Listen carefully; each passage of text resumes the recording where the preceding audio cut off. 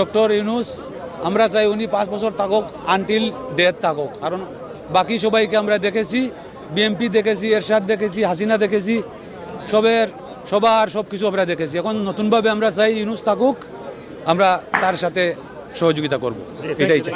সবাইকে অসংখ্য ধন্যবাদ এখানে আসার জন্য। আমরা আজ এখানে একত্রিত হয়েছি যে ডক্টর ইউনূসকে সাপোর্ট করার জন্য, যিনি আমাদের একটু we are really proud of doctor Yunus.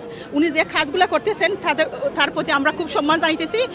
আর আমরা চাই একটা রিফর্ম হবে Bangladesh. Before is election we want reform, we want changes. Thank you. ইউনূসের উপরে আস্থা রেখে এখানে বাংলাদেশ যে সংস্কার উনি প্রস্তাব করেছেন সেগুলো যাতে চলমান থাকে এর জন্য আমরা ডক্টর ইউনূসকে ওয়েলকাম জানানোর জন্য আসছি। আর যেই কাজগুলো সংস্কার হয় নাই আর আমাদের ভোটাধিকার বাস্তবায়ন করার জন্যই আমরা এখানে দাবি নিয়ে আসছি, তার আগে যেন ডক্টর ইউনূস না যায়।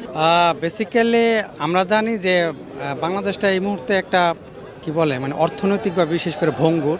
তো বাস একটা বিষয় শুধু আমি ওনাকে সাপোর্ট করি ডক্টর ইউনূসকে, যে তিনি অ্যাটলিস্ট দেশের যে অর্থনৈতিক অবস্থা সেটাকে তিনি দাঁড় করানোর চেষ্টা করছেন, একটা স্থিতিশীল পরিবেশে উনি নিয়ে আসতে চাচ্ছেন।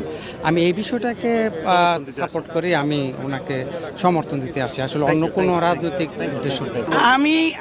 আমরা বিশেষ করে আমি বাংলাদেশি যুব সমাজকে নিয়ে কাজ করি, আমি চ্যারিটি করি বাংলাদেশ, এবং অলওয়েজ আমি ইউনূস সাহেবকে সাপোর্ট করি এবং আমি বাংলাদেশও ওনাদের দলে আছি। তো এখানে বিশেষ করে আসছি, আমরা গুন্ডাগিরি, দাদাগিরি, চাঁদাবাজি এই সমস্ত আমরা বাংলাদেশে চাই না। আমরা চাই একটা সোনার বাংলাদেশ, শান্তির বাংলাদেশ, মানুষ আরামে থাকবে। আর এই যে বড়লোকি, অহংকারী আর হারাম পয়সা রুজি করে বড়লোকি দেখানো, এইগুলা পছন্দ করি না। পূর্ব লন্ডনের আলতাউলি পার্কে আমরা সমবেত হয়েছি ডক্টর মোহাম্মদ ইউনূস সাহেবকে